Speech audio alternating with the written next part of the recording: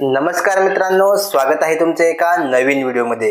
मित्रांनो, महाराष्ट्र राज्य वीज वितरण कंपनी लिमिटेड अंतर्गत 6222 जागांसाठी भरती निघालेली आहे। मित्रांनो, या भरतीचा ऑनलाइन फॉर्म कसा भरायचा याची माहिती आपण आजच्या व्हिडिओमध्ये पाहणार आहोत। चला तर मग सुरू करूया आजचा व्हिडिओ व अशाच नवनवीन अपडेट्ससाठी आपल्या मराठी टेल या YouTube चॅनलला सबस्क्राइब नक्की करा।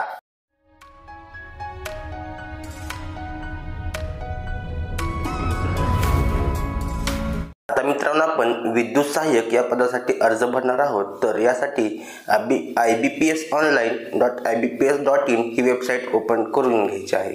मित्रांनो, याची लिंक मी तुम्हाला डिस्क्रिप्शन मध्ये दिलेली आहे। आता इथे आपल्याला commencement of registration of application आणि closure of registration of application जी तारीख आहे ती दिलेली आहे। मित्रांनो, आता इथे आपल्याला न्यू रजिस्ट्रेशन ह्या बटनावरती क्लिक करायचं आहे। आता इथे आपल्याला फर्स्ट स्टेजला आपलं बेसिक इन्फॉर्मेशन फिल करायचे आहे। मित्रांनो, सुरुवातीला आपलं फर्स्ट नेम इथे एंटर करून घ्यायचं आहे आणि तेच नेम परत खाली कन्फर्म करून घ्यायचं आहे। त्यानंतर आपलं मिडल नेम म्हणजे आपल्या वडिलांचं नाव टाकून घ्यायचं आहे व तेच नेम परत अजून एकदा कन्फर्म करायचं आहे। आता आपलं लास्ट नेम म्हणजे आपलं इथे आडनाव टाकून घ्यायचं आहे व तेच आडनाव आपण इथे कन्फर्म करून घ्यायचं आहे।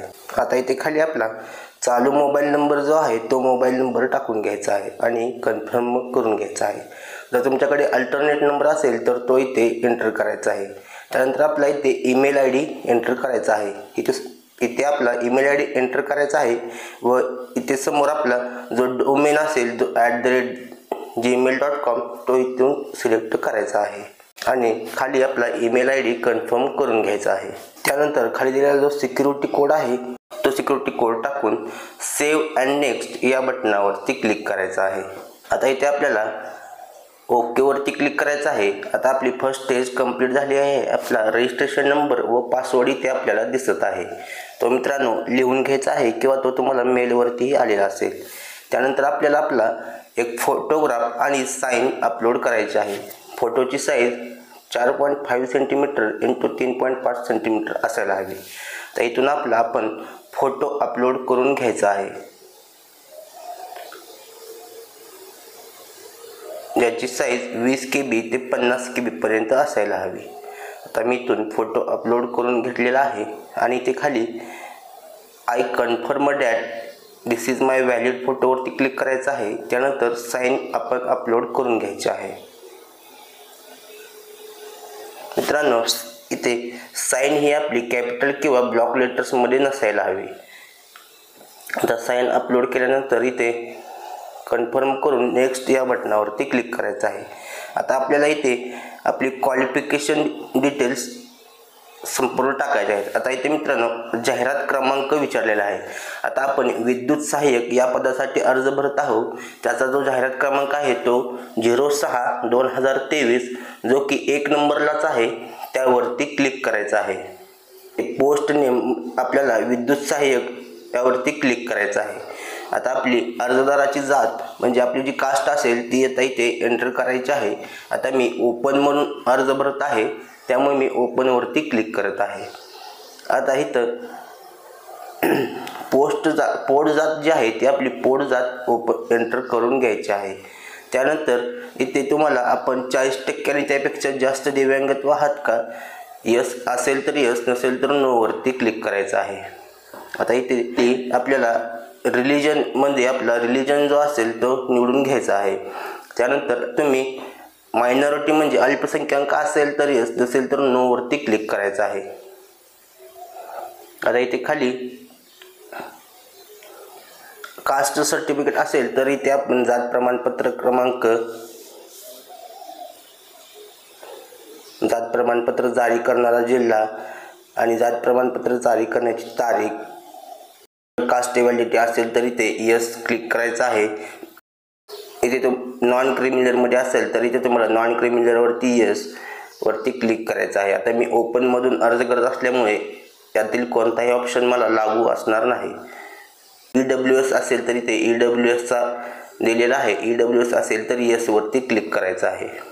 आता इथे मित्रांनो खाली उमेदवार प्राप्त खेळाडू आहे का, तुम्ही जर खेळाडू असेल तर तुम्ही एखाद्या राज्यस्तरीय स्पर्धेत किंवा राष्ट्रीय स्पर्धेत भाग घेतला असेल तर तुम्हाला इथं येस वरती क्लिक करायचं आहे, नसेल तर नो वरती क्लिक करायचं आहे।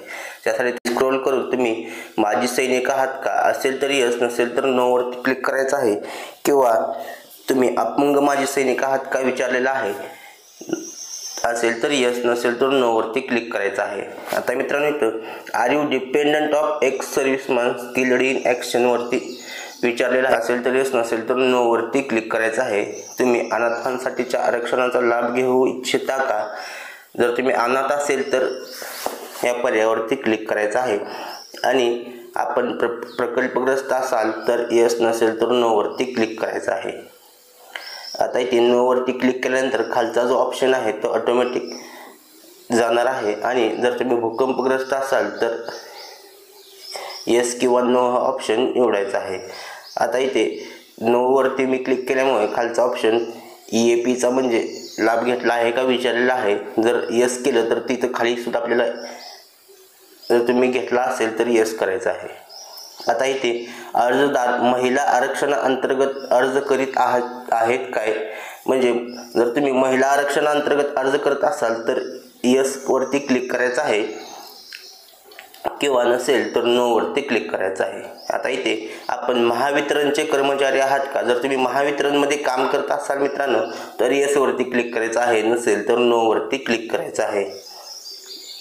तुम्ही प्रशिक्षणार्थी आरक्षण अंतर्गत अर्ज करत आहात का, म्हणजे तुम्ही अप्रेंटिसशिप जर केली असेल तर मित्रांनो तुम्ही अप्रेंटिसशिप म्हणजे केली असेल तरी ते येस वरती क्लिक करायचं आहे, आणि यातील कोणत्या कंपनीत अप्रेंटिसशिप केली आहे या 4 पैकी एक कंपनी असेल तरच मित्रांनो तुम्ही येस वरती क्लिक करायचं आहे, नसेल तर नो वरती क्लिक करायचं आहे। आता इथे तुमच्याकडे आधार कार्ड आहे का तर येस वरती क्लिक करायचा आहे, आणि आपला जो आधार नंबर आहे तो आधार नंबर एंटर करायचा आहे, आणि त्यानंतर आपला इथे पॅन कार्ड आहे का विचारलेला आहे, त्यानंतर येस वरती क्लिक करून आपला पॅन कार्ड नंबर एंटर करायचा आहे। आता इथे नॅशनॅलिटी ऑटोमॅटिक येईल। आता अर्जदार महाराष्ट्राचा आदिवासी आहे काय तर होय, येस वरती क्लिक करायचं आहे। आता इथे आपल्याला सेंटर ऑफ एक्झामिनेशन विचारलेलं आहे, तर आपल्या जवळचं जे सेंटर असेल ते यादीपैकी निवडून घ्यायचं आहे। आता मी पुणे मला जवळ आहे त्यामुळे मी पुणे निवडत आहे। आता आपल्या 10वीच्या मार्क लिस्टनुसार आपलं जी जन्मतारीख आहे ती निवडायची आहे। त्यानंतर जेंडर सिलेक्ट करायचं आहे। त्यानंतर तुम्हाला जुळे भावंड आहेत का असेल तर येस, नसेल तर नो वरती क्लिक करायचं आहे। आता इथे वैवाहिक स्थिती विचारलेली आहे, मॅरिड अनमॅरिड जे असेल ते इथे एंटर करायचं आहे। आता इथे आपल्या वडिलांचे नाव, आईचे नाव, जर मॅरिड असेल तर पत्नीचे नाव, आणि आपला जो ॲड्रेस आहे तो ॲड्रेस काळजीपूर्वक भरून घ्यायचा आहे। इथे आपलं राज्य सिलेक्ट करायचं आहे, त्यानंतर आपला जो पिनकोड असेल तो पिनकोड सिलेक्ट करायचा आहे। तुम्ही जर सेम ॲड्रेसवरती राहत असाल तर सेम ॲज ॲड्रेस फॉर करस्पॉन्डन्सवरती क्लिक करायचं आहे। त्यानंतर इथे ॲड्रेस फॉर GST इन्व्हॉइसिंगसाठी परमनंट ॲड्रेसवरती क्लिक करायचं आहे। आपल्या ॲप्लिकेशन फी जी आहे ती ओपनसाठी 295 रुपये आहे। आता इथे व्हॅलिडेट युअर डिटेल्स या पर्यायावरती क्लिक करायचं आहे। व्हेरीफाईड सक्सेसफुली म्हणल्यानंतर ओकेवरती क्लिक करायचं आहे, आणि सेव्ह अँड नेक्स्ट या बटनावरती क्लिक करायचं आहे। आता इथे आपल्याला आपलं क्वालिफिकेशन आणि एक्सपिरियन्स विचारलेलं आहे। आता आपण इथे SSC म्हणजे 10वी आपण कोणत्या बोर्डातून उत्तीर्ण झाला आहात तो बोर्ड निवडायचा आहे, आणि आपल्या मार्क लिस्टवर बघून आपली परीक्षा उत्तीर्ण केल्याचा जो दिनांक आहे तो इथे टाकून घ्यायचा आहे। मित्रांनो आपल्या मार्क लिस्टवर खाली आपल्याला आपल्या परीक्षा उत्तीर्णचा तारीख दिलेली असते, त्यानंतर आपली पर्सेंटेज घ्यायची आहे, आणि इथे क्लास आपलं टाकून घ्यायचं आहे। 12वीलाही तसं सेम तुम्ही 12वी कोणत्या बोर्डातून उत्तीर्ण झाला आहात आणि तुमची जी स्ट्रीम असेल आर्ट्स, सायन्स, कॉमर्स त्यापैकी निवडायचं आहे। त्यानंतर आपल्या मार्क लिस्टवरती बघून आपण इथे ती जी तारीख असेल ती तारीख इथे टाकून घ्यायची आहे। त्यानंतर आपल्या जी पर्सेंटेज असेल ती पर्सेंटेज इथे टाकून घ्यायची आहे। आता मित्रांनो इथे तुम्हाला नॅशनल म्हणजे तुमच्या ITI बद्दलची इथे माहिती विचारलेली आहे। ते वीज तंत्री किंवा तारतंत्रीचा जो ITI आहे 2 वर्षाचा त्याचं जे प्रमाणपत्र आहे ती माहिती एंटर करून घ्यायची आहे। आता इथे तुमच्या मार्कशीटवरून तुमचं जे ITIचं जे बोर्ड असेल ते बोर्डचं नाव इथे एंटर करायचं आहे।